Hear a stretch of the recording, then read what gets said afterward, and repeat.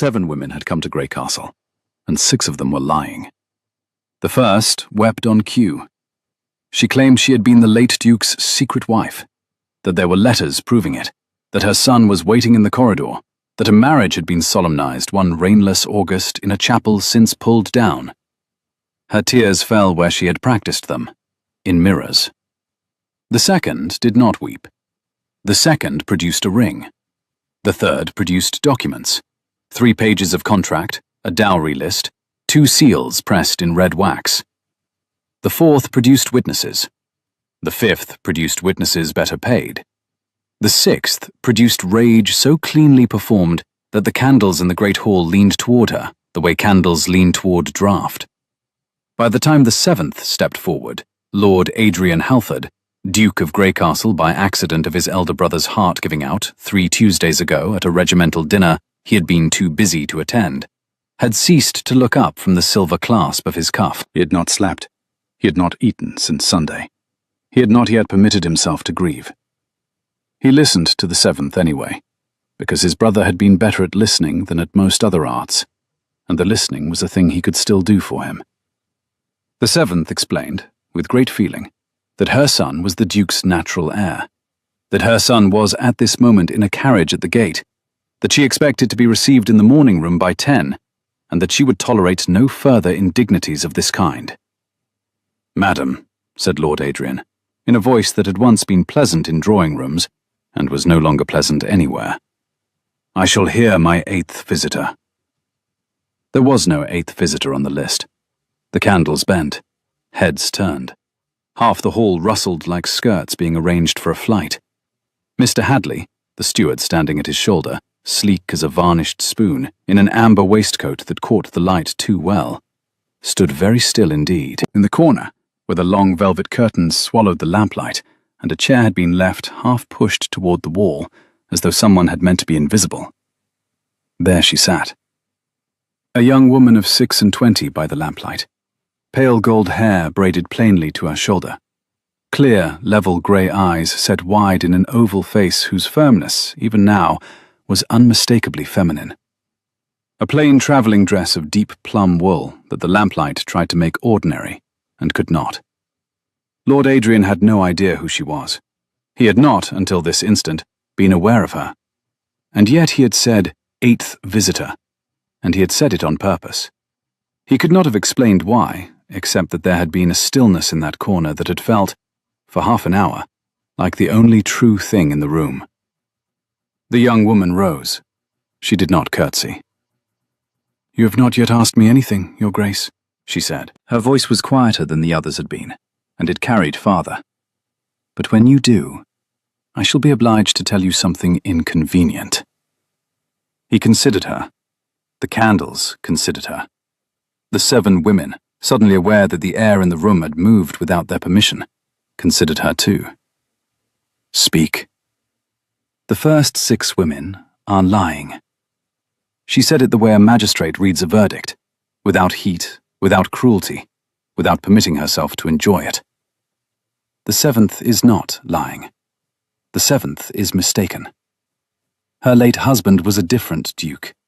The village she names is 50 miles off, in a different county. She has confused you with the Duke of Marchwood, whose case she may pursue in the spring, when his lawyers wake.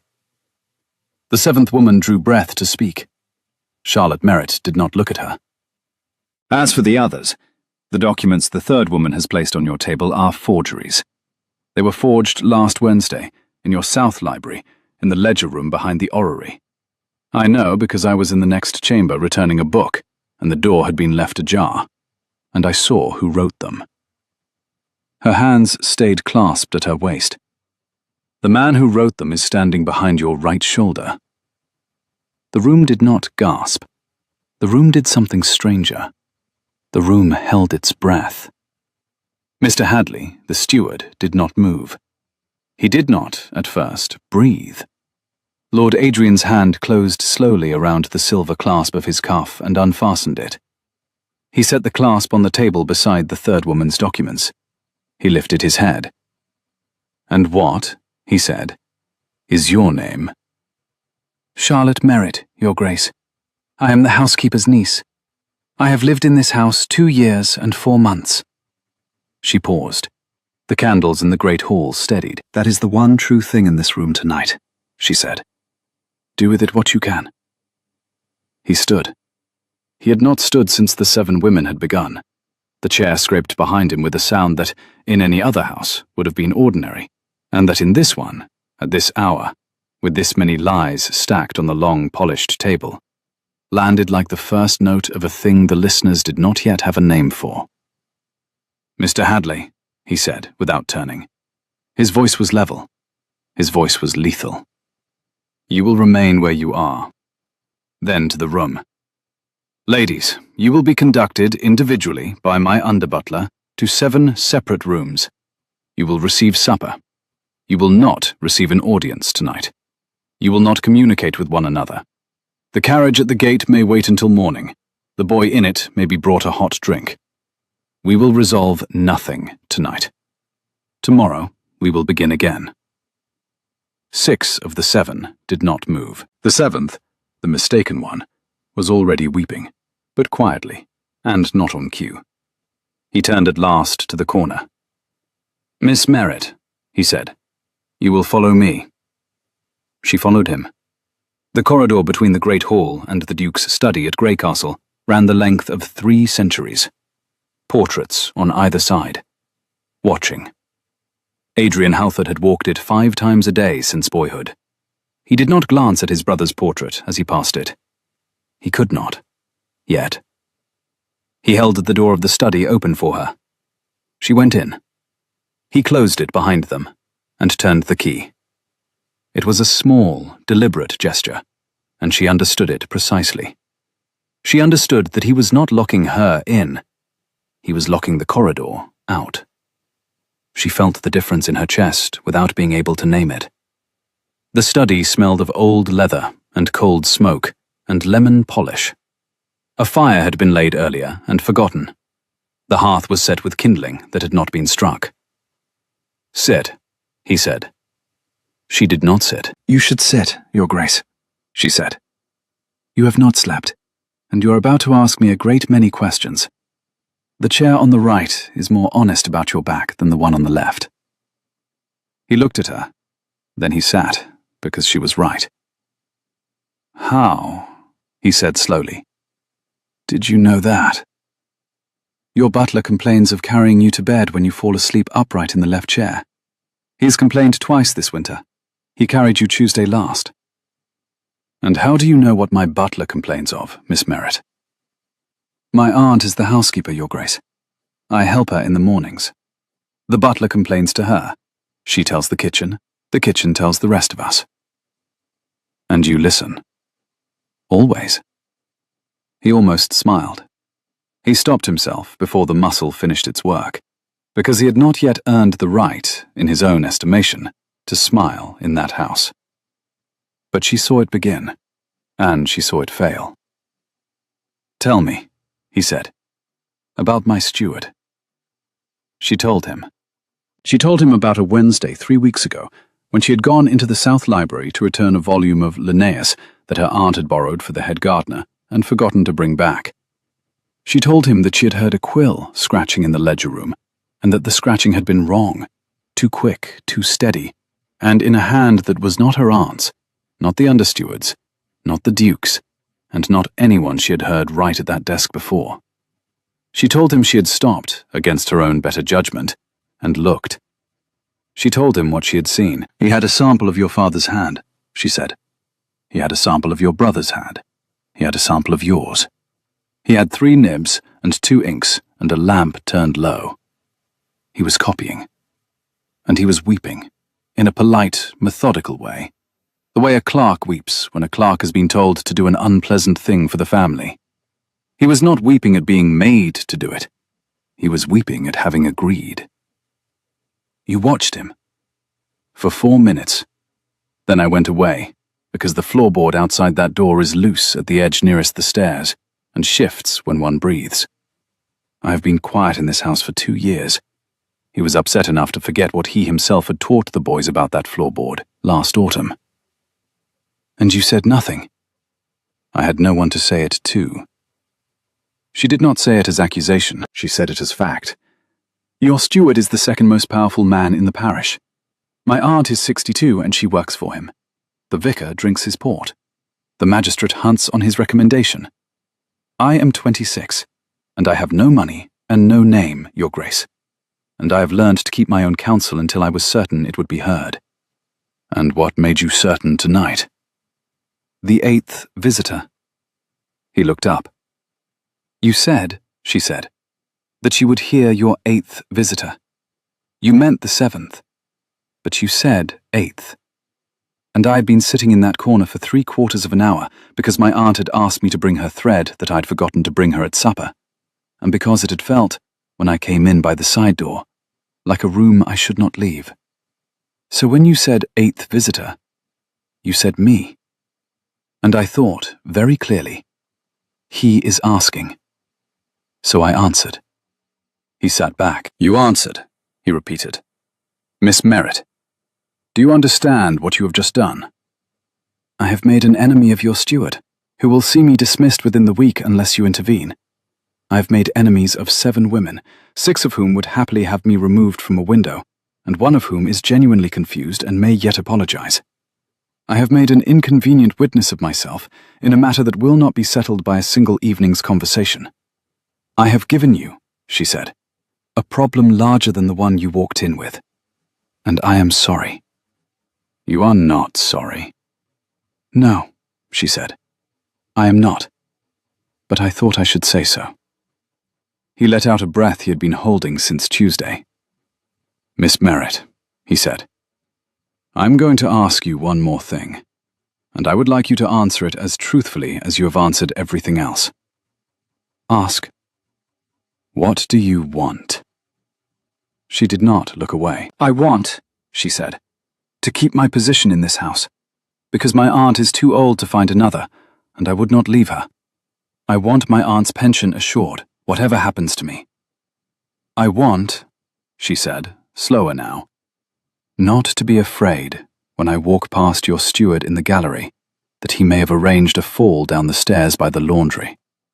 I want the truth to be told, because tonight there were 6 lies in your hall, and I have heard lies told in fine rooms my entire life, and I would like, once, to see one of them answered. She stopped. She did not say, I want a great deal more than that.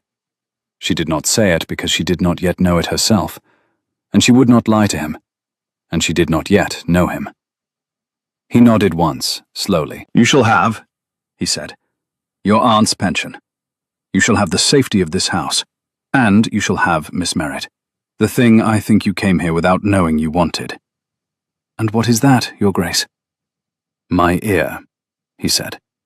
I will hear what you have heard. Tomorrow I will need you, in this study, at 9:30. Bring your aunt. Bring whatever you have noticed in 2 years. Bring it all. Yes, Your Grace. Charlotte. He used her given name without ceremony, and she felt it land. Mr. Hadley will come to know, before the week is out, what you have said. He will move. We must move first. Do you understand? I do. Good. Then go and sleep. I will not. She went to the door. She turned back. There is one other thing, she said, that I should tell you tonight, while we are telling true things. Tell it. You called me your 8th visitor before you saw me. You should know, she said very evenly, that I have not been your 8th visitor. I have been your 8th servant in that corner since June. The first time was the morning after your brother. The morning after. Your housekeeper sent me to fetch a teapot. You were sitting at the long table looking at the silver clasp of your cuff, and you did not see me. I did not announce myself because you were not in a state to be announced to. I have come into rooms where you have been since, 11 times. You have not seen me on any of them. I would not normally tell you, but we are telling true things, and the count is 11. The 8th time was 3 weeks ago, the South Library, the day I saw your steward write the letters. That is how I came to be there. You were across the corridor." She opened the door. "I will be in this study at 9:30. Good night, Your Grace." He sat in the honest chair and watched the fire that had not been lit, and did not move for a long time. 9:30 the next morning came earlier than 9:30 usually did in October. Grey Castle's east wing was raw with mist. The fields beyond the windows had gone the soft, damp brown of late autumn, and a single rook crossed the long view to the home wood at intervals, as though it had been hired to do it. Charlotte Merritt arrived at 25 past, with her aunt on her arm. Mrs. Witcher was a woman of 62, whose every joint had an opinion about the weather, and who had been head housekeeper at Grey Castle for 31 years. She had buried 2 husbands, a brother, a sister-in-law, and an exceptionally beloved spaniel. She had never buried an employer, and the loss of the late Duke had taken a piece out of her that she did not yet know how to carry. She looked, this morning, as though she had not been entirely certain her niece had not invented the previous evening. She looked also as though she was prepared, in either case, to deal with what came next. Lord Adrian rose when they entered.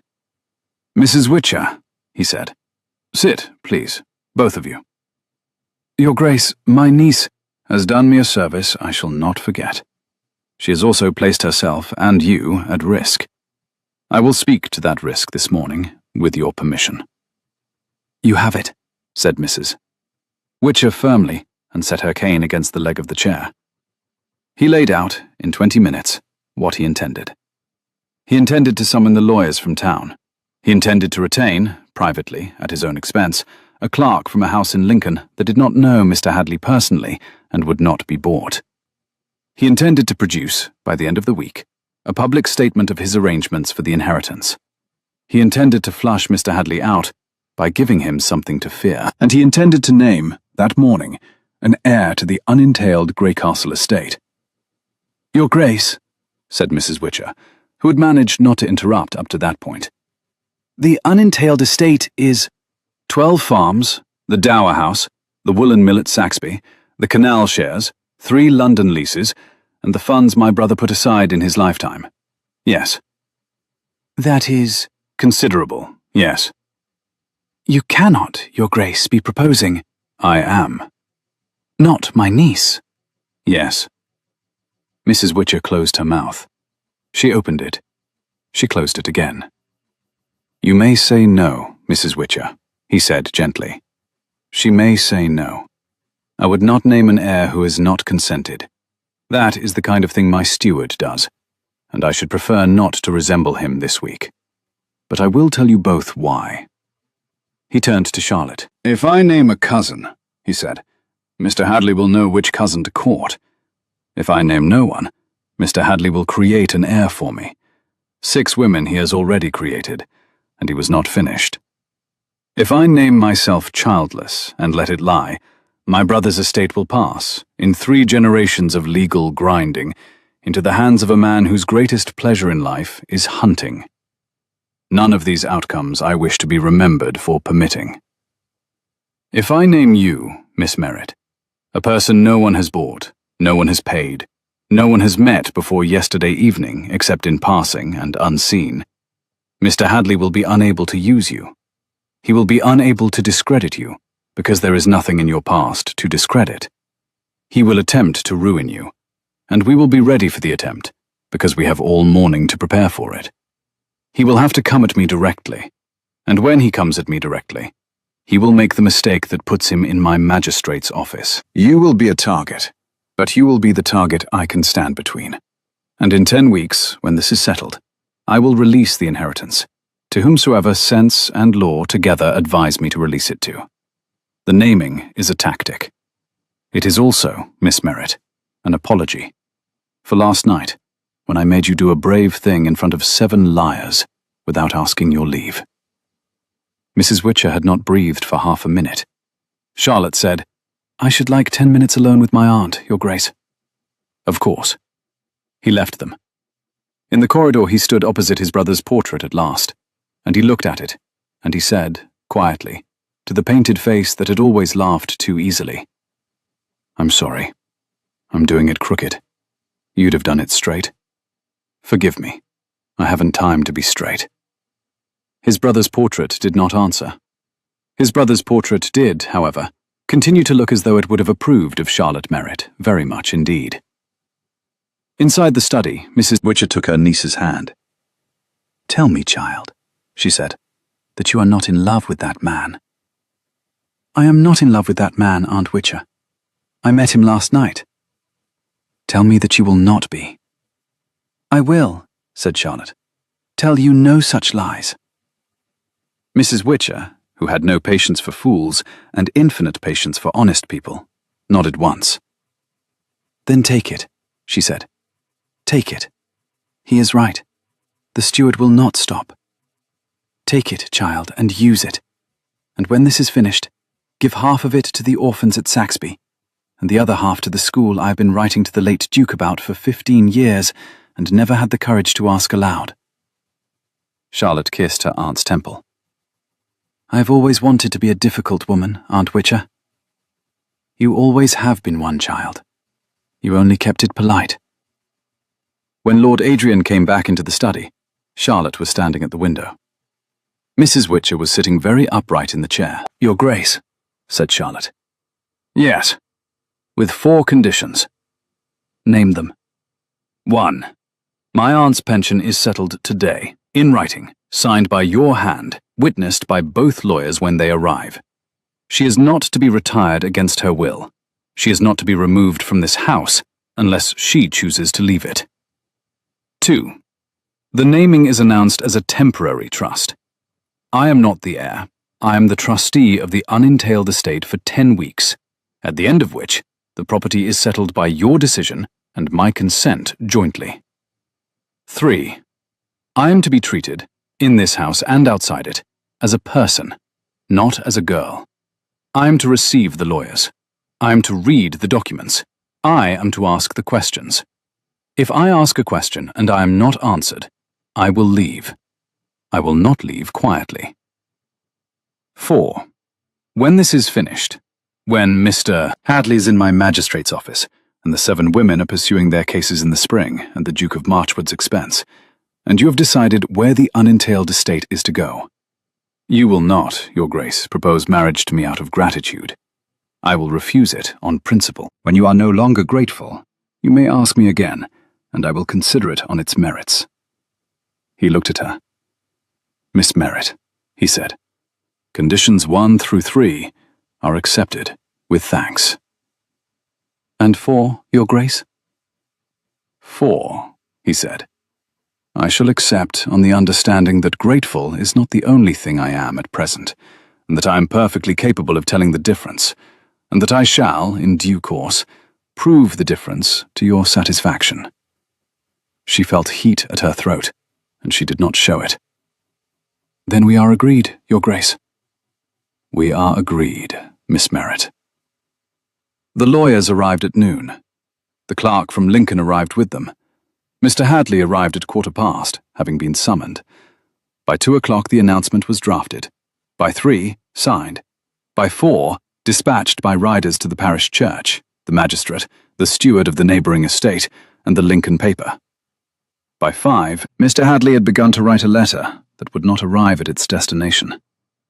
At 5:30, Charlotte Merritt sat in the small parlour adjoining the study, with a stack of 3 years of Greycastle estate ledgers in front of her, and a pencil, and a candle, and her aunt's reading glass on a chain at her throat. She had told the Duke that she would begin where any sensible person would begin, which was by reading what had been written, in whose hand, and at what cost.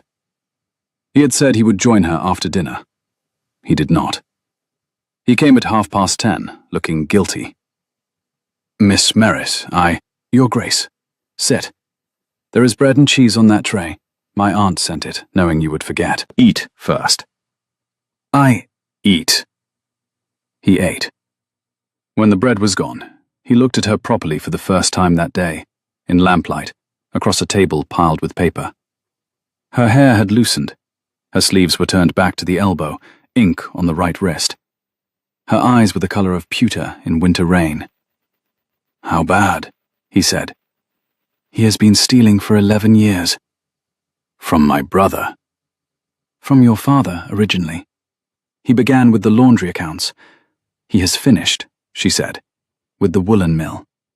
Roughly £40,000, allowing for the difference between what he has shown the family and what the mill itself has earned.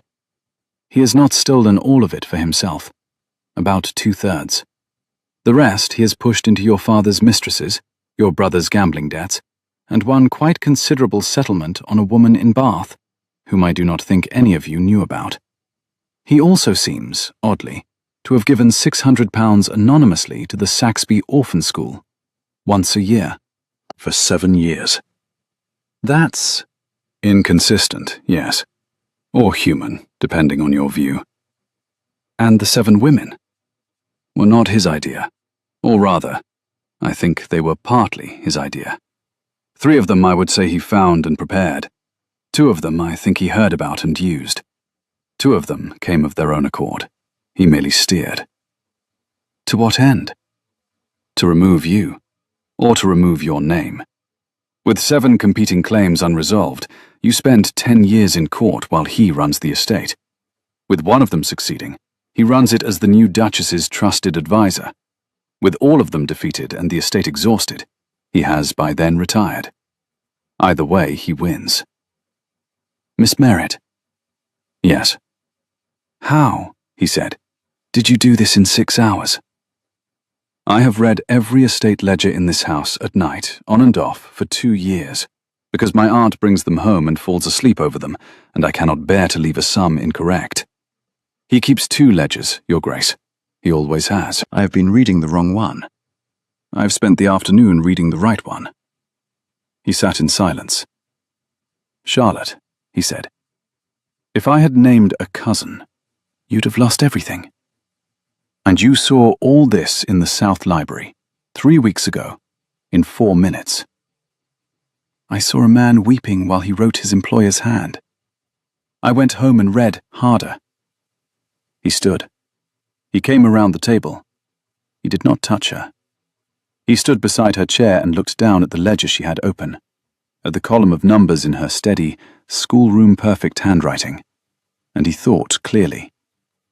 I have been Duke of this place for 3 weeks, and the woman who saved it from ruin is sitting in my parlour at midnight with ink on her wrist, and I have eaten her aunt's bread, and she has called me by my Christian name once, and I would rather die than disappoint her. Miss Merritt, he said, I owe you my brother's house. I would prefer, she said carefully, that you owe me nothing, Your Grace. I have been paid. Conditions 1 through 3. It is enough. It is not enough. It must be. She stood, gathered the ledgers, and went to the door. At the door she turned. Tomorrow, she said, I am going to confront him. With you in the next room. I want him to think he is alone with me. I want him to think I am 26 years old and have no name and no money. And I want him to make the mistake I have been waiting to see him make for 2 years. After that, the magistrates. After that, the lawyers. After that, you. Miss Merritt.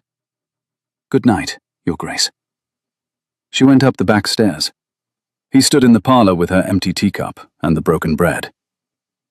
The day after that was the day Mr. Hadley made his first move.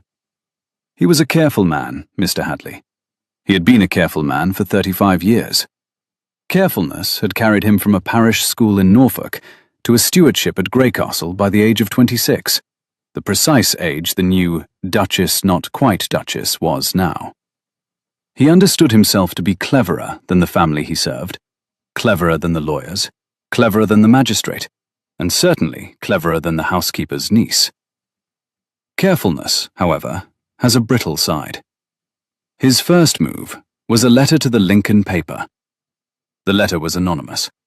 The letter alleged, politely, with the suggestion of regret rather than malice, that the new Duke of Greycastle had been observed, since his brother's death, in the company of a young woman of irregular position, that this young woman had been seen leaving the Duke's private study at midnight on the 2nd of October, that her reputation, never robust, had become a matter of comment in the housekeeping hall, and that the recent announcement naming her as trustee of the Greycastle unentailed estate would, if not immediately retracted, become a matter of public scandal.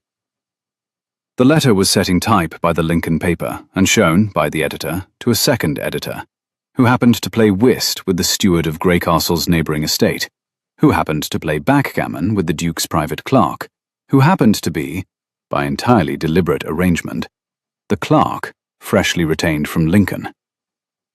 By 11 the next morning, the letter was on Adrian Halford's desk, unprinted, with a polite note from the Lincoln editor wondering whether the Duke would care to comment before publication, given the delicacy.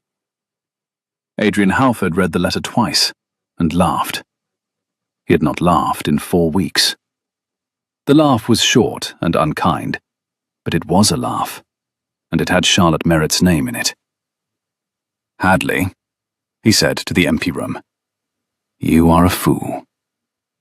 He sent for her. She came in with a smudge of charcoal across one cheekbone. She had been in the kitchens, she said, helping her aunt with the chimney that smoked. And she sat down in the honest chair without being asked, and she read the letter without comment. "He is a fool," she said. "He is a careful man." "He has been," she said. "He is no longer. He has done the one thing that lets us close on him publicly. Your Grace, I want him to print this." "Charlotte, I want him to print it. I want every gossip in 3 counties to read that I am your scandal. And I want, the morning after it prints, the editor of the paper, the steward of the neighbouring estate, your private clerk, and Mr. Hadley himself in your magistrate's office, with my aunt and the under-butler and the head gardener as witnesses, to a conversation I am about to have with Mr. Hadley before tea." "You are not going to confront him alone." "I am going to confront him in the morning room, with the door open, and you in the library across the corridor with the door open, and the under-butler at the green baize door, and my aunt in the still room with the connecting door wedged. I will never be alone with him. I want him only to think I am alone." "And what are you going to say?" She told him. Adrian Halford listened. When she was finished, he said only, "Miss Merritt, have you done this kind of thing before?" "Yes." "With whom?" "My father's curate, when I was 19. He was lying about the parish funds. I cornered him in a vestry with a candle that was about to go out. When the candle went out, he confessed, because he believed the dark was God." "And was it?" "It was a damp wick, Your Grace, but it served." "And what became of the curate?" "He went to a parish in Wales. He has been honest there for 7 years. I write to his mother once a quarter. She sends me preserves." He looked at her for a long moment. "Miss Merritt," he said, "I should very much like, when this is over, to take you riding." "Your Grace, I do not ride." "Then I should like to teach you." "I have known how to ride for 15 years, Your Grace. I simply do not enjoy it. But I should like to walk with you. After, if you wish." "I wish." She left. He sat at his desk and listened presently to her quiet footstep moving down the corridor toward the morning room. The conversation in the morning room lasted 22 minutes. What Mr. Hadley did not know was that Charlotte Merritt had selected the morning room on purpose. The morning room at Greycastle had been built in 1742 by a duke who liked to overhear his guests. The corridor wall behind the large japanned screen was honeycombed with 3 listening tubes, one to the library, one to the still room, and one to the magistrate's pew at the parish church, though the third had been bricked up in 1810, and the Duke could think, he supposed, of 3 further uses for it before the year was out. What Mr. Hadley therefore did not realize was that everything he said to the housekeeper's niece in that 22 minutes was being heard, in real time, by the Duke of Greycastle, the under-butler, the head gardener, 2 lawyers, the clerk from Lincoln. The magistrate, who had ridden over after breakfast at the Duke's invitation, and Mrs. Witcher. He confessed in the 18th minute. He attempted to threaten her in the 21st. He attempted to bribe her in the 22nd. He used, in the bribe, the name of a woman in Bath. When the bribe failed, and Charlotte Merritt rose calmly and crossed the morning room to open the corridor door, what stepped through that door was not what Mr. Hadley had expected. It was the magistrate, in riding boots, with the Duke of Greycastle behind him, and the under-butler and the head gardener behind the Duke, and the Lincoln editor's polite note about the letter in the magistrate's hand. Mr. Hadley sat down very slowly on a small, upholstered chair that had not been upholstered for him. "Mr. Hadley," said the magistrate, who had known him for 19 years and did not look pleased to be doing this. "I'm afraid we are going to have a long afternoon." The afternoon, in fact, lasted 3 days. There was a great deal of paper. There were 11 witnesses. There was the woman in Bath, who came up by post-chaise on the second day at her own expense and was received with great courtesy by Mrs. Witcher in the housekeeper's parlour and given tea and sympathy and a small private settlement that astonished her because she had come prepared to be hated and had been prepared to deserve it. There were the 7 women. The first 6 were dispatched, severally, by a barrister whom the new Duke had retained for a fee that made the lawyers wince and the lawyers' clerks calculate their next bonus. The 6th wept honestly for the first time in her professional life, and, for a wonder, was not punished beyond the loss of her case. The mistaken 7th was sent, with kindness, a list of the next assizes at Marchwood, and a carriage as far as the inn at the crossroads. The boy in the carriage at the gate had been there only one night, and was returned to his mother with a hot drink and a small bag of apples. There were the lawyers. There was, 4 days later, a quiet announcement in the Lincoln paper. Not Mr. Hadley's anonymous letter, which had been politely declined by the editor on legal advice, but a notice of the appointment of Miss Charlotte Merritt as trustee of the unentailed Greycastle estate, witnessed by His Grace the Duke of Greycastle, the magistrate of the parish, and one Mrs. Sarah Witcher, housekeeper at Greycastle for 31 years.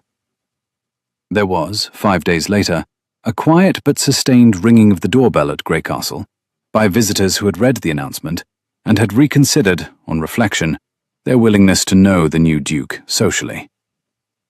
Adrian Halford received none of them. He had, instead, asked his trustee whether she would care to walk in the home wood with him in the late afternoon, when the light through the beech trees did the thing it did only in October. She said yes. The home wood at Greycastle, in the second week of October, smelled of fresh earth and turning leaves, and, faintly, of wood smoke from the gardener's cottage at the wood's edge. The path ran along a stream. The stream ran, that afternoon, with the particular clarity that comes after 3 nights of rain. They walked. He did not offer his arm. She did not take it. They walked at a steady pace, 2 strides apart, and they did not speak for the first quarter mile. "Charlotte," he said at last, "tell me about the curate." He was 34. He had been at our parish 2 years. He used the parish funds to buy a small printing press. He intended to print a book of his own poetry. He thought no one would notice the missing money. "Did anyone, besides you?" "My father, eventually. My father is a country doctor. He noticed, because the apothecary's account was not paid for 3 months running, which my father had been paying out of the parish fund.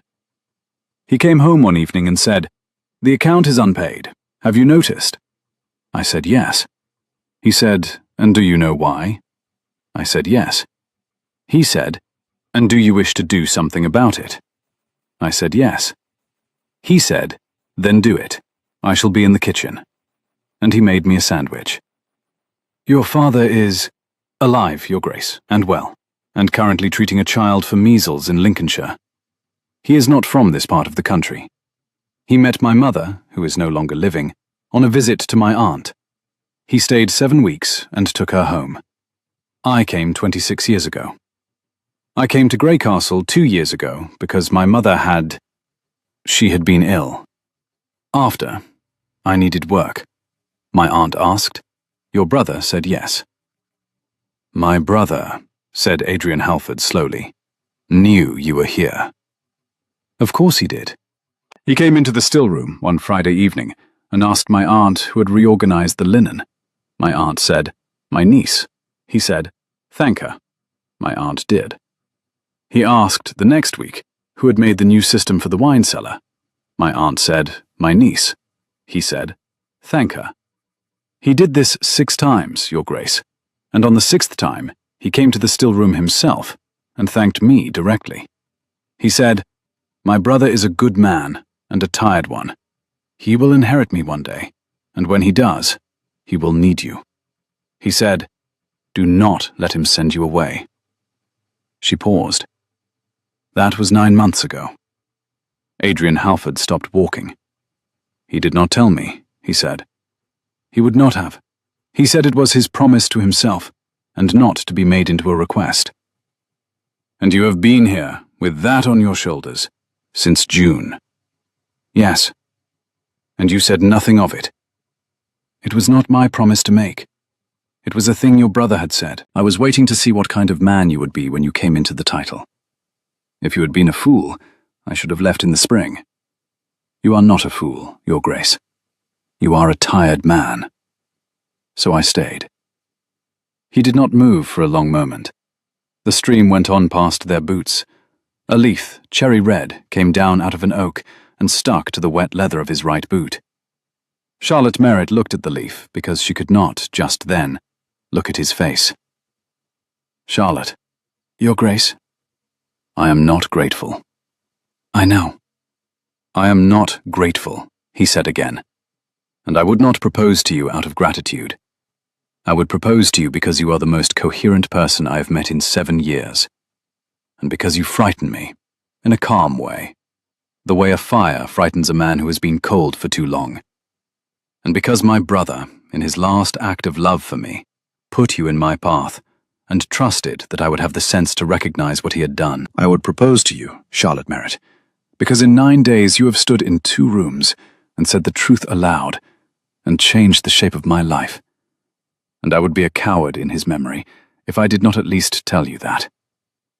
I would not propose to you today, because you would refuse me, and you would be right.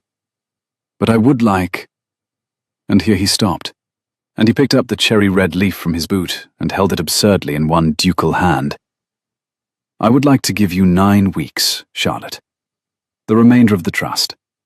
I would like you to be in my house, and in my study, and in my home wood, and in my brother's memory, for 9 weeks.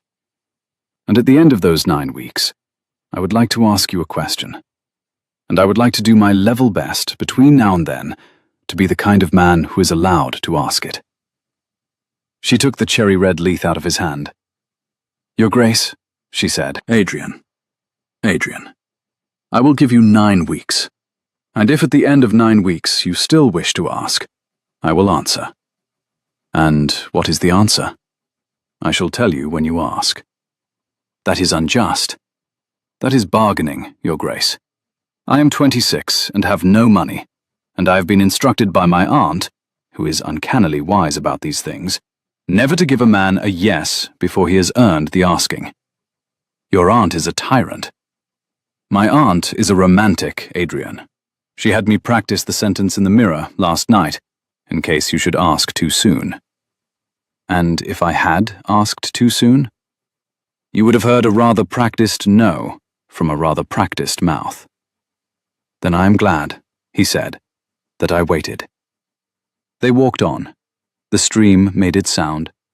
The light went through the beech trees the way it does only in October, and only for about 6 minutes a day. A rook crossed the long view to the homewood, and seemed, this time, to slow over them and consider the leaf in Charlotte Merritt's hand. The Grey Castle Harvest Ball had been arranged, 3 years previously by the late Duke's late wife, for the 2nd Friday in October. The late Duchess had, in her last winter, made her husband promise that the ball would never be cancelled while the house had a roof to dance under, because she had been a great dancer in her time, and she believed dancing kept houses upright. The late Duke had kept the promise for 15 years. He had been gone 4 weeks when the 15th occasion came round. It would have been entirely correct to cancel the ball.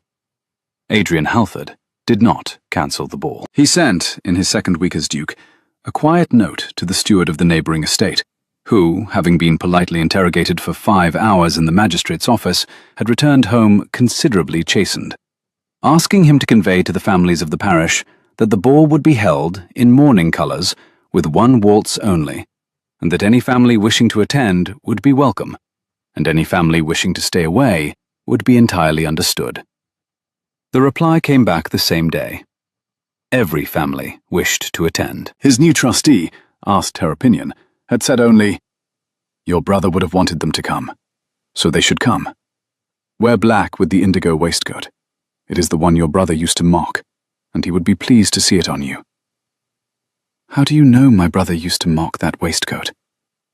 "He told my aunt he would give you 10 guineas to burn it. She declined the commission on grounds that it suited you. He said, 'That's what I'm afraid of.'" "My brother and your aunt were friends, Your Grace." "As I think you suspected." "Adrian." "As I think you suspected, Adrian." The night of the ball, Grey Castle's great hall had been transformed. The 7 women's chairs were gone. The candles, 600 of them, had been laid out in 3 orderly chandeliers and along the picture rail. The polished, long table had been carried out. The orchestra, 8 musicians from Lincoln who had played the late Duke's wedding and the late Duke's brother's wedding, and very nearly every wedding in the family for 40 years, had set up at the long end. The room smelled of beeswax and clean autumn air through the opened east doors. Adrian Halford, in a black coat over an indigo silk waistcoat that the late Duke would have given 10 guineas to burn, stood at the door with Mrs. Witcher on his arm and received his guests. Charlotte Merritt arrived 20 minutes after the ball had begun. She had been, she said, finishing a letter to the head of the orphan school at Saxby. She came in unannounced, by the side door, in a gown of deep ruby silk that her aunt had had made up that week against everyone's better judgment, including Charlotte's, and that the late Duke's wife, having been lost before being able to wear it, had left in a trunk in the linen room, with a note saying simply, "For the next woman who needs it." Mrs. Witcher had given the note to her niece that afternoon. The room paused when she came in, the way rooms do when they have been waiting for something and only realize it on arrival. Adrian Halford turned at the door. He saw her cross the room. He saw the candles, predictably, lean toward her. He saw her aunt at the end of the long room, standing very straight, with both hands gripping her own elbows, the way she gripped them at funerals to keep herself upright. He saw the magistrate's wife, who had, 2 weeks earlier, declined to call on the housekeeper's niece, turn her head sharply and almost smile, in the manner of a woman who has just realized she will be sending an apologetic note in the morning. He saw Charlotte Merritt walk through the center of the room toward him, as though there were nobody else in it. She stopped 2 paces from him. She gave him, for the first time since they had met, a perfect, court-trained curtsy. "Your Grace, Miss Merritt. Your aunt sends her regards." "I have no aunt." "Yes, you do, Your Grace. She is 62 and is currently using my elbow as a cane. When are we to dance?" "Now." "I do not dance well." "I dance worse." "That cannot be true. My aunt has been describing your boyhood lessons for 6 years." "My boyhood lessons consisted of being trodden upon by a French dancing master who left before he could finish me." "Then we shall be a matched pair." The orchestra took its cue. The room watched. The Duke and the housekeeper's niece, the trustee of the unentailed Grey Castle estate, the woman in deep ruby silk, the woman whose name had been in the Lincoln paper as a notice of trust and not as a notice of scandal, danced 1 waltz. They danced badly. Adrian Halford was not a natural dancer. Charlotte Merritt was not a natural dancer. But they made up, in steady looking at one another, what they lacked in footwork. He held her at the proper distance. He did not pull her closer. He did not, he reflected later, need to. The not pulling closer carried more in that hall than any pulling would have. When the waltz finished, 2 of the dowagers near the picture rail were openly crying, and the magistrate's wife had taken out her handkerchief and was using it on her own face and pretending the candles had smoked. Mrs. Witcher, at the end of the long room, was no longer using her niece's elbow as a cane. She was using her own spine, and standing very straight indeed. Adrian Halford bowed over Charlotte Merritt's hand. He kept the bow precisely as long as etiquette permitted, and not a fraction longer. "Miss Merritt." "Your Grace." He went back to receiving guests at the door. She went to find her aunt. The orchestra began the next dance, and the room, which had paused in a way it had not paused in 15 years, resumed its life. It was as it should be. It was almost as it should be. It was nearly midnight when one of the 7 women came into the great hall.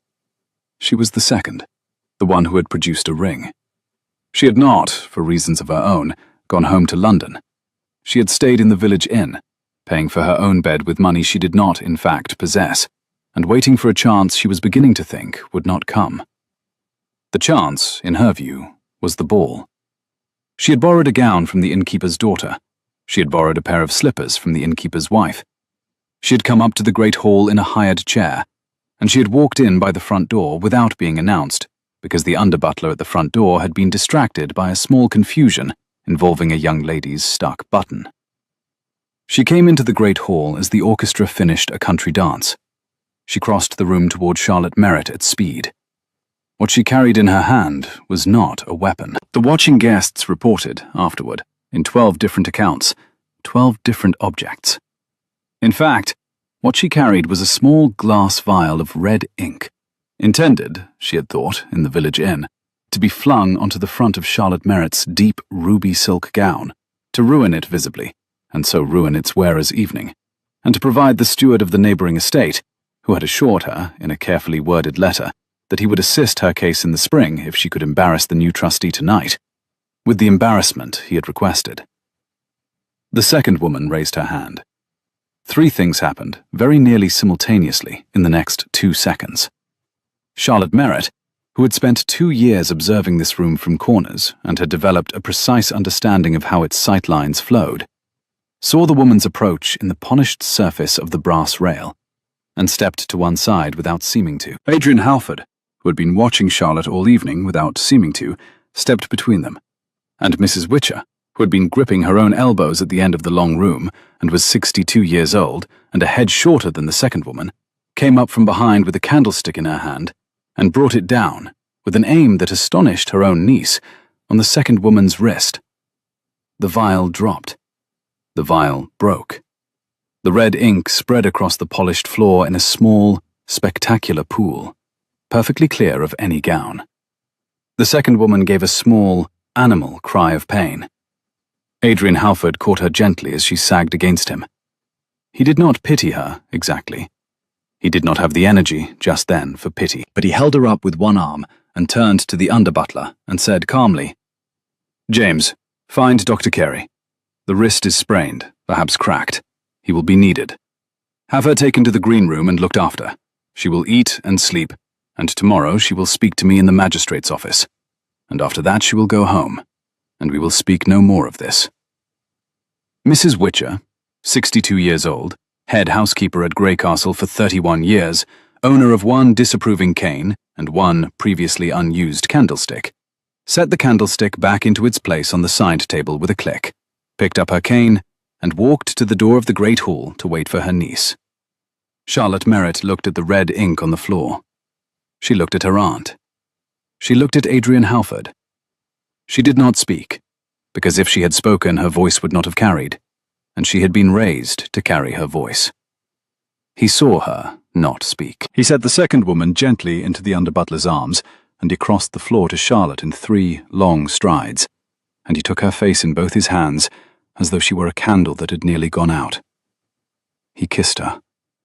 In a great hall in front of 200 guests, in front of his housekeeper, in front of the orchestra, in front of the magistrate's wife, who had her handkerchief out again, in front of the door, in front of the picture rail, in front of his brother's portrait, which had been carried down for the occasion, and which was looking on with what could only be described as warm satisfaction. The new Duke of Greycastle kissed the housekeeper's niece on the mouth, briefly and clearly, and without any uncertainty whatsoever about what he was doing. Then he drew back. "Charlotte," he said, audibly, to the room. "I beg your pardon. I have just done a thing in public that ought to have been done in private. I will apologize in private. I will not apologize in public. And I will not," he turned his head to the room, "permit anyone in this house to call this woman by any name other than her own." The room, which had been holding its breath, exhaled. The orchestra, after a glance from its leader, a man who had played the late Duke's wedding, and had been waiting for 15 years to have a story to tell about a Halford ball, began another waltz. Mrs. Witcher, at the door, finally permitted her shoulders to drop. She permitted herself, also, one tear, which she immediately scalded. Charlotte Merritt looked up at Adrian Halford. Her face was very pale, and her eyes were the colour of pewter in winter rain. "You have not earned that, Your Grace," she said quietly. "You have 9 weeks, and tonight is 12 days into them." "I know." "You have lost ground." "I know." "You have lost," she said, "approximately 3 weeks of ground." "That sounds about right." "You will," she said, "have to be considerably more patient than you have just been." "I know." "And you will have to apologize in private. I shall hold you to it." "Tonight?" "Tomorrow. Tonight my aunt is going to scold me. I should not like to keep her waiting." "Tomorrow, then." He bowed. She curtsied. They did not dance the next waltz. They did not need to. They had, for one evening, danced enough. The next morning, in the small parlour adjoining the study, Adrian Halford apologized in private.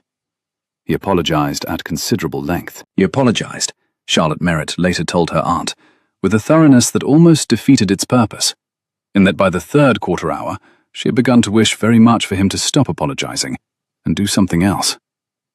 But he did not do something else. He took her hand, once, formally, and he laid it carefully on the table between them, and he did not pick it up again. "I shall be patient," he said. "You shall be patient, Your Grace." Adrian. Adrian. The remaining 7 weeks were, for the household at Greycastle, the most prosperous and the most peaceful 7 weeks the house had known in a generation. Mr. Hadley had been removed quietly, on the 3rd morning, to a private cell in Lincoln, where he was awaiting trial in the spring. The 7 women had returned, by various means and in various tempers, to their usual places.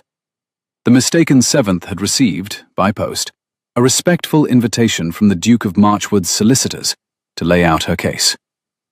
The 2nd, the woman with the vial, had been seen to by Dr. Carey, fed, given the cost of a coach back to London, and had written, 3 weeks later, a short letter of apology that Mrs. Witcher had read aloud to the household with grim satisfaction and forgiveness in roughly equal measure. The unentailed estate, under its trustee, prospered. Charlotte Merritt rose at 6 and went to bed at 11. She read every ledger. She wrote every letter. She received the lawyers, the magistrate, the understeward, newly appointed and enthusiastically loyal, and the head gardener, and the woolen mill manager, and the canal company's representative. She decided things. She was decided about. She made one small mistake, in the 3rd week, about a dispute between 2 tenants over a hedge. She corrected it the following day. She wrote a personal letter of apology to the tenant with the smaller farm.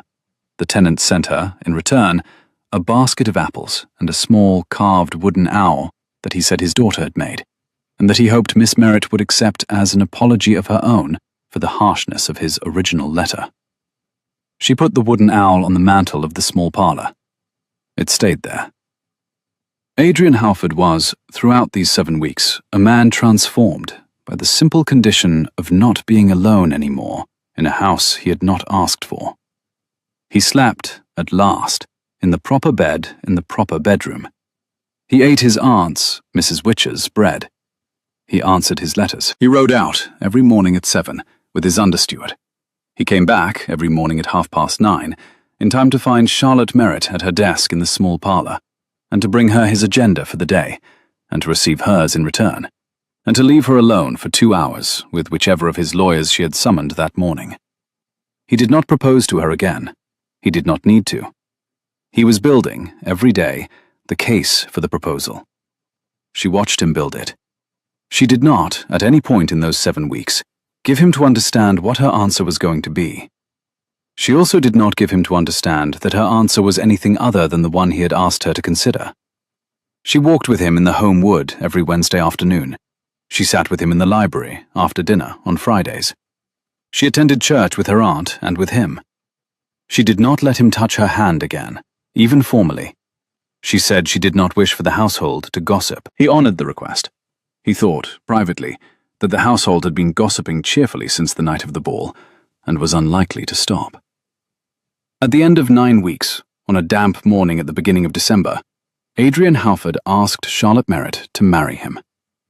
He asked her in the small parlor, in front of the fire, without ceremony, with her aunt, by her own request, sitting by the window pretending to embroider. He did not kneel.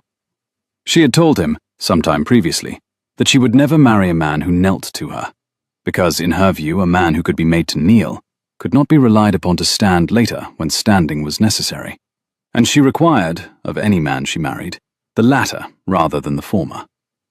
He stood. He held a small velvet box in one hand. He did not open it. "Charlotte," he said. "Adrian.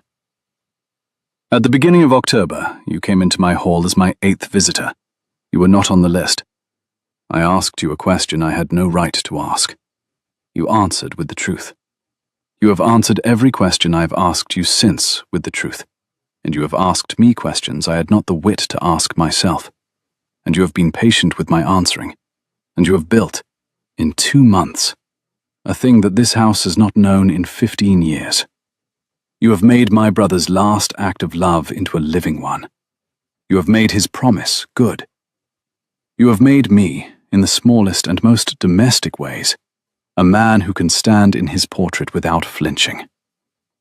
I told you, on a path in the home wood, that I would propose to you in 9 weeks if I had the right. The 9 weeks are tomorrow. I have nothing left to prove. I am not grateful. I am 10 things at once. None of them gratitude. All of them yours. Will you do me the honor, Charlotte Merritt, of becoming my wife?" She looked at him. She looked at the unopened velvet box. She looked at her aunt, who had stopped pretending to embroider. "Your Grace," she said. "Adrian. Adrian, I will marry you, on 3 conditions." "Name them." 1. My aunt's pension stands as written. My aunt remains housekeeper at Greycastle for as long as she chooses. She is not to be rebranded as the Duchess's aunt. She is Mrs. Witcher. She is the housekeeper. She is 62. She answers to no one but herself. 2. My trusteeship of the unentailed estate continues.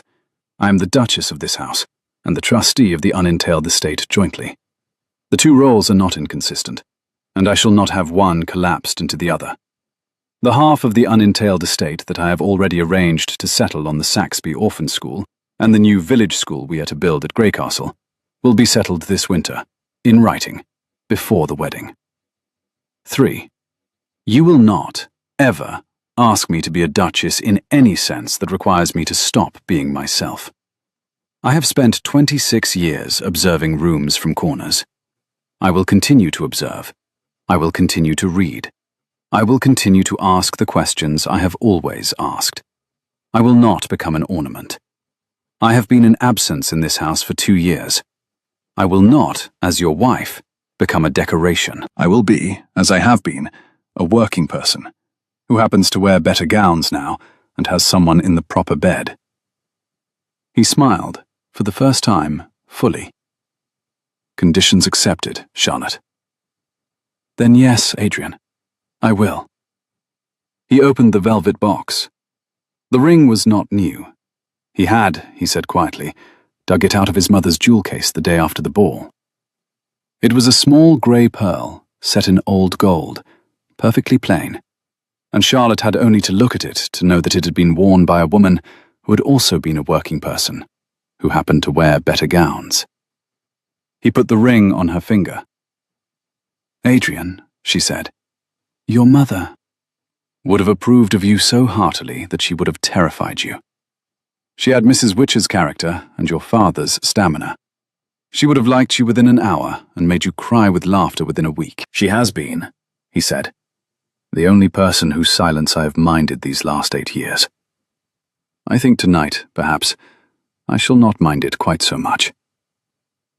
Mrs. Witcher, in the corner, did not pretend to embroider. She got up, with the help of her cane, and crossed the room, and kissed her niece's forehead and the Duke's cheek in that order, and said, "About time, Adrian." "You're terrifying, Mrs. Witcher." "I have been, dear, since 1788. Now sit down. There is bread in the kitchen, and I am going to fetch it." "You will eat it, both of you, before you do anything else, because in this house, we eat first and weep second. That is how houses last." She went to fetch the bread. The wedding took place at the parish church on the second Saturday in January. Mrs. Witcher gave the bride away, having declared that any uncle or father coming up by mail coach in winter would only catch a cold and disappoint everyone, and that she had been giving the bride away in spirit since June, and might as well do it in person. The bride wore deep ruby silk. The groom wore black with the indigo waistcoat. 6 months later, on a soft afternoon at the very end of June, when the home wood at Greycastle smelled of green leaves and warm earth, and, faintly, of wood smoke from the gardener's cottage at the wood's edge, the new Duchess of Greycastle was found, by her husband, sitting on the low wall behind the still room, in a plain morning dress, with a stack of estate ledgers beside her, and her aunt's reading glass on a chain at her throat, and a small carved wooden owl in one hand. She was turning the owl over in her fingers and looking at the home wood. He came up quietly. He sat down on the wall beside her. He did not speak for a moment. "Charlotte." "Adrian, you have been at those ledgers 2 hours. I have been finished with the ledgers for an hour and a half. I have been thinking." "About what?" "About," she said, "the 2nd of October. About a corner in the Great Hall. About a man who said he would hear his 8th visitor." He took her hand. Her hand was warm from the sun. There was no ink on the wrist. She still wore her aunt's reading glass on its chain, because she liked the weight of it, and because she would always be the housekeeper's niece, even now, even with the small grey pearl set in old gold on her finger. "Charlotte." "Adrian. 9 weeks ago today, the trust was dissolved." "It was." "You have not asked me what I did with the unentailed estate." "You will tell me when you are ready. I imagine you have settled half of it on the schools, as we agreed. I imagine you have settled a quarter of it on Mrs. Witcher and on the staff, by long-promised pensions. I imagine the last quarter is... I do not know." "The last quarter," he said, "is yours. In your name, in your own right. Not as my wife. As Charlotte Merritt, which is who you have been since June, and who I shall continue, in private, to call you when I am being insolent." She did not immediately answer. "Adrian." "Charlotte." "You have," she said carefully, "made me an heiress in my own name." "I have, as a small private joke between us." "You named me your heir for 10 weeks. "I did." "And then you married me." "I did." "And now you have made me my own heir." "I have." She turned the small carved wooden owl over in her hand. The owl had been on the mantel of the small parlour for 9 months. She had taken it down that morning to bring out into the sun, because the wood had begun to dry, and she liked to hold things that had been made by hands. "Adrian," she said, "I have not yet told you the only true thing I have been keeping from you." "Tell it." "I love you," she said. She had not said it before. She had not let herself say it before. She had been waiting, she had told her aunt, once, 2 months ago, in the housekeeper's parlour at midnight, for a moment that did not feel borrowed from anyone else's wedding day or anyone else's novel, and that did not feel like a thing she was saying because it was expected. She had been waiting for a Wednesday afternoon, or a Saturday morning, or, as it turned out, a Sunday in late June, on a low wall behind the stillroom, with a small carved wooden owl in her hand, and her husband beside her, and the home wood smelling of green leaves and warm earth. She had been waiting, she now understood, for a time when nothing in the world was about to go wrong, a time when no one was about to die, and no one was lying, and no one was producing documents, and no one was producing rage, and no one was, even, watching from a corner. She had been waiting for the room to be empty of all the other true things, so that this one could fill it. He looked at her. He did not weep. He was a man who had come, in 9 months, to understand that there were things that did not require weeping, and that this was the best of them. He said, "Charlotte, I love you. I've loved you since the 2nd of October, in my hall, when you said, 'That is the one true thing in this room tonight.' I've loved you so steadily since then that I've almost lost the ability to remember what it felt like to live without loving you. I shall, I hope, never have to remember it again." She put her head against his shoulder.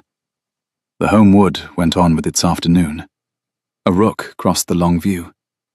The light, even in June, did the thing it does between the beech trees. They sat there for a long time. After a while she said, "Adrian, Charlotte, have you eaten?" "Not since breakfast." "Then come inside. My aunt will scold us both, and I shall be glad of it. There is bread, and there is cheese, and there is a letter from the head of the orphan school at Saxby that I would like to read with you. There is also," he said, "the small matter of 7 women in the Lincoln paper this morning." "What about them?"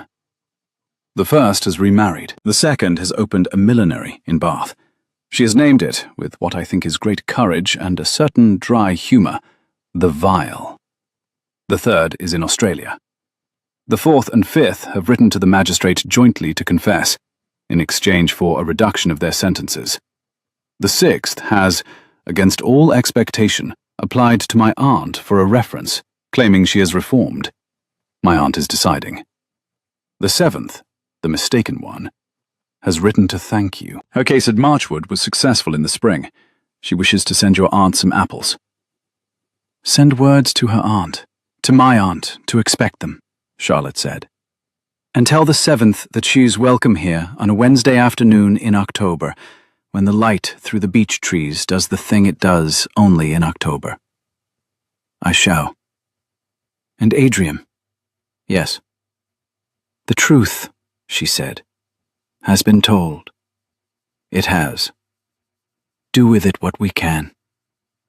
"I think," he said, "we already are."